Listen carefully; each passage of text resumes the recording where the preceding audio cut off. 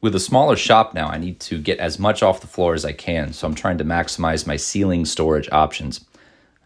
Doing wood storage, I'm hanging clamps, and now I'm going to mount my air cleaner, which is just a 20-inch box fan and filter, to my joists. And there are a few videos on how to do this out there, but I'll show you my system, which I think is a pretty simple way to approach this.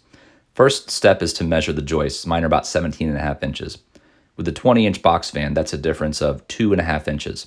That means I need to cut some offsets that are at least 1.25 inches to go on either side of the joist.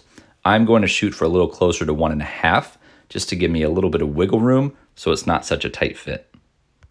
I'm making this project exclusively with wood that was left behind by the prior owner of the house. So I cut a fresh edge on a piece of 2x4, and then I cut 4 pieces. These will be the pieces that mount to the joist on either side of the joist, to which I'll attach the vertical pieces. They're a little over 3 inches. I take that measurement, and then I add that to the depth of the fan and filter together, about 5 inches. That's about 8.5 inches. I'm going to cut my vertical pieces to about 9. That way, the fan will be low enough that it won't hit the joist, but the thing won't sit so low that I might bump my head into it. I'm going to cut the vertical pieces out of this very long piece of wood, and to show you you don't need a chop saw to handle long pieces of wood, I'm going to do this all on my table saw sled with just a clamp. I have a video about this sled, and I like using a clamp because it provides enough downward pressure so the long pieces don't tip. And this is a very long piece. It's like a clown handkerchief. It just keeps going and going and going. But there was no problem. I'd move it over, I'd clamp it, and then when it got to the point where I could handle it myself, I'd ditch the clamp, and I had perfectly cut pieces. But I wasn't done with that clamp. I was cutting the small pieces that would attach to the bottom of the vertical pieces. I got to the last one. It was a little too precarious, so I busted it out. 5 seconds later, boom, done. Off camera, I glued and screwed those short pieces to the vertical pieces, but in retrospect, screws are overkill. Glue is fine. Here are the joist mounting blocks, and off camera, I drilled the holes for those about a 1/2 inch down and from the sides.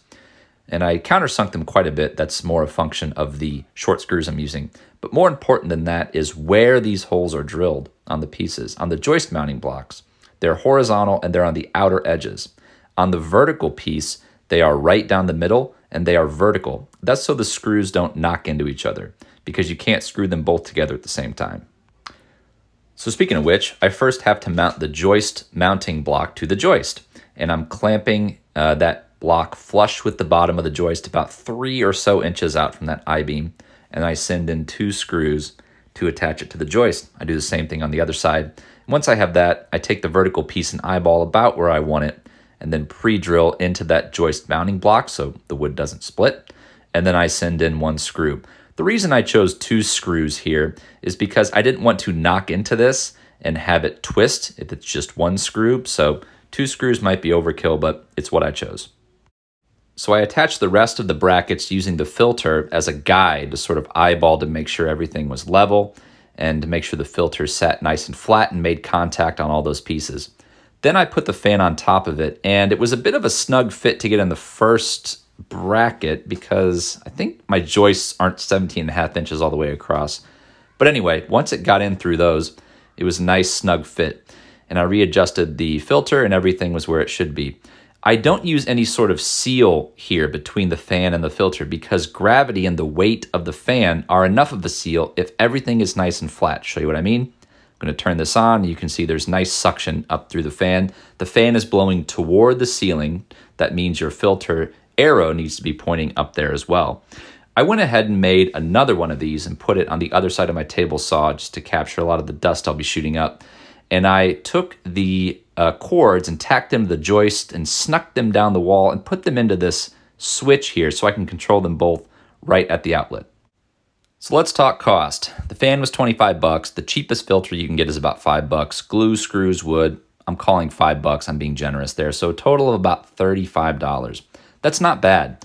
This system has actually been touted for quite some time as a very cost-effective way to purify your air. In fact, during COVID, this Corsi Rosenthal system was popping up everywhere. It's essentially 4 filters with a fan on top.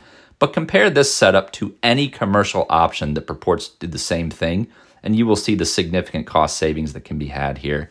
I was really looking for something to capture fine dust. Yes, if you use a different filter, you can capture mold and pollen and more tinier particle things, but I just needed something to catch fine dust chiefly.